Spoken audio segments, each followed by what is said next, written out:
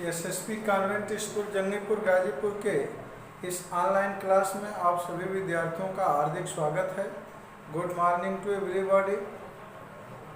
आज हम लोग क्लास 6, 7, 8 6, 7, 8 प्रेजेंट इंडेफिनिट टेंस का नेगेटिव सेंटेंस का अध्ययन करेंगे। देखिए, प्रेजेंट इंडेफिनिट टेंस के नकारात्मक वाक्य में नहीं शब्द दिया रहता है और कुछ वाक्यों में क भी नहीं दिया रहता है। तो अनुवाद करने का जो नियम है वह जो है अलग अलग है। आप ध्यान देंगे। सबसे पहले जो हम लोग पहले नियम पर चलते हैं। देखिए, यदि वाक्य में नहीं आया है और सब्जेक्ट सिंगुलर है, ही सी इट है और सिंगुलर नंबर सब्जेक्ट है।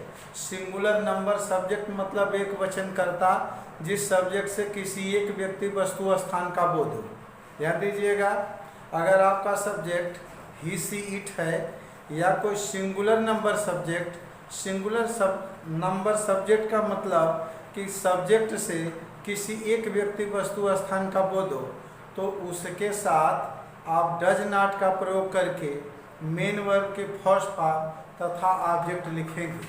अब देखिए, पहला नियम, इस टेंस के नकारात्मक वाक्यों का अनुवाद करते समय नहीं के लिए ही सी इट तथा सिंगुलर नंबर सब्जेक्ट, कोई भी सिंगुलर नंबर सब्जेक्ट रहेगा एक वचन कर्ता, मतलब उस कर्ता से किसी एक व्यक्ति वस्तु स्थान का बोध हो तो वह सिंगुलर नंबर सब्जेक्ट कहलाता है।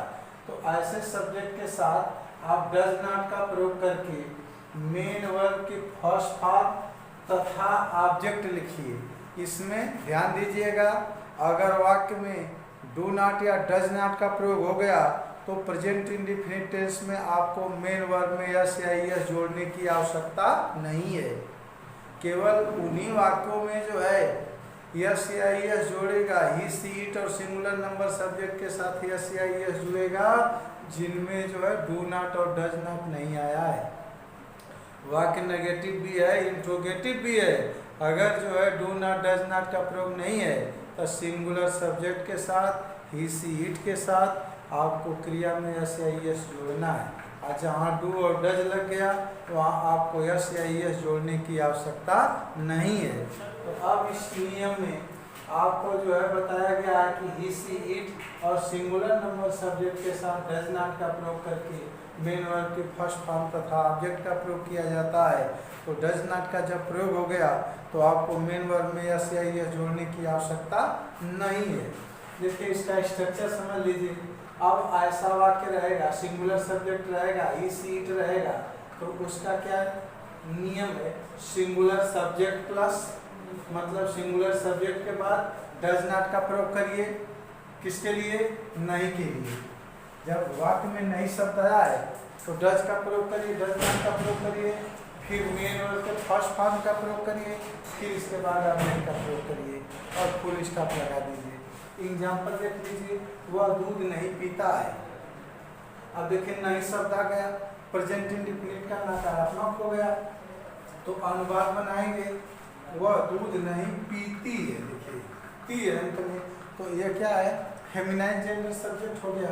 क्या हो जाएगा, सी डज नॉट। देखिए, सिंगुलर सब्जेक्ट के बाद डज नॉट और डज नॉट के बाद मेन वर्ब, तो मेन वर्ब क्या है, पीना, तो सी डज नॉट ड्रिंक हो जाएगा, DRINK, ड्रिंक मिल्क। समझिएगा, ध्यान दीजिएगा। देखिए, सबसे पहले सिंगुलर सब्जेक्ट, मतलब जब सिंगुलर सब्जेक्ट रहेगा तो देखिए इस वाक्य में वह दूध नहीं पीती है, तो सी जो है क्या, सिंगुलर सब्जेक्ट है। अब इसके बाद देखिए, singular subject plus does not, तो सी के बाद डज नॉट लिख दिए, फिर प्लस मेन वर्ब का फर्स्ट फॉर्म, तो ड्रिंक जो है मेन वर्ब का फर्स्ट फॉर्म लिख दिए, फिर ऑब्जेक्ट जो है मिल्क लिख दिए। तो ऐसे आपको अनुवाद बनाना है। पहचान आपको पहले बता दिया गया है कि इस टेंस के वाक्यों के अंत में ता है, ती है, ते है आदि करके शब्द आते हैं और कार्य प्रारंभ और समाप्त होने का समय अनिश्चित होता है। अब दूसरा नियम देख लीजिए, आई, वी, यू, दे तथा प्लूरल नंबर सब्जेक्ट्स के साथ बहुवचन कर्ता के साथ। देखिए बहुवचन कर्ता प्लूरल नंबर सब्जेक्ट क्या होता है, जब आपको दो या दो से अधिक व्यक्ति वस्तु स्थान का बोध होगा तो वह सब्जेक्ट प्लूरल नंबर कहलाएगा। और आपका सब्जेक्ट यदि आई है, वी है, यू है, दे है, तो आप इसके साथ डू नॉट का प्रयोग करेंगे। डू नॉट का प्रयोग करेंगे, फिर मेन वर्ब के फर्स्ट फॉर्म का तथा ऑब्जेक्ट का प्रयोग करेंगे। अब देखिए स्ट्रक्चर उसी तरह से क्या है, plural subject plus do not. अगर आपका सब्जेक्ट जो है आई है, वी है, यू है, दे है तथा प्लूरल नंबर सब्जेक्ट है तो आपको डू नॉट का प्रयोग करना है और फिर मेन वर्ब के फर्स्ट फॉर्म का प्रयोग करके फिर ऑब्जेक्ट लिख देना है। देखिए ऊपर वाले नियम में और नीचे वाले में क्या अंतर है, बस केवल अंतर है डू और डज का। वो भी ध्यान देंगे जब आपका सब्जेक्ट आई रहेगा, वी रहेगा, यू रहेगा, दे रहेगा तथा प्लूरल नंबर सब्जेक्ट रहेगा तो आपको डू नॉट का प्रयोग करना है और मेन वर्ब के फर्स्ट फॉर्म का फिर इसके बाद ऑब्जेक्ट। स्ट्रक्चर देख लीजिए, plural subject plus do not plus main verb का फर्स्ट फॉर्म प्लस ऑब्जेक्ट। तो आप जो है इसको जैसे उदाहरण देख लीजिए, तुम किताब नहीं पढ़ते हो, तो अब इसका अनुवाद बनाएंगे तो क्या हो जाएगा, सबसे पहले सब्जेक्ट लिखेंगे यू, तो अब देखिए यू आ गया, यही लिखें आई वी यू दे, तो अब यू आ गया, तो यू डू नॉट रीड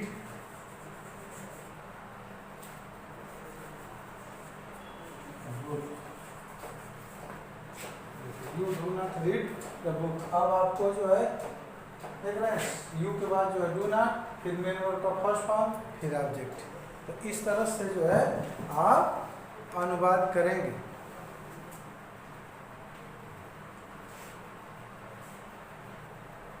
अगला जो है नियम देखेंगे। अगले नियम में क्या है, यदि वाक्य में कभी नहीं आया तो सब्जेक्ट कर्ता के बाद नेवर का प्रयोग करेंगे, फिर मेन वर्ब मुख्य क्रिया का जो है फर्स्ट फॉर्म तथा ऑब्जेक्ट का प्रयोग किया जाएगा।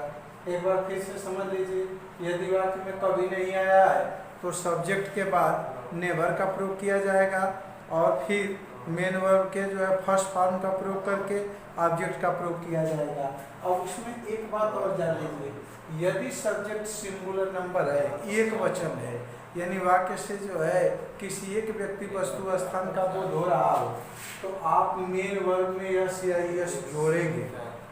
मैं पहले अभी बताया था थोड़ी देर पहले कि यदि वाक्य में डज नॉट या डू नॉट का प्रयोग हुआ है तो मेन वर्ब के फर्स्ट फॉर्म में यस या यस नहीं जोड़ेंगे, लेकिन अगर डू और डज का प्रयोग नहीं हुआ है तो आप सिंगुलर सब्जेक्ट के साथ मेन वर्ब के फर्स्ट फॉर्म में जोड़ेंगे, चाहे सब्जेक्ट अफर्मेटिव का हो वाक्य या फिर नेगेटिव का हो या इंट्रोगेटिव का हो, सब में जो है काम आपको करना पड़ेगा।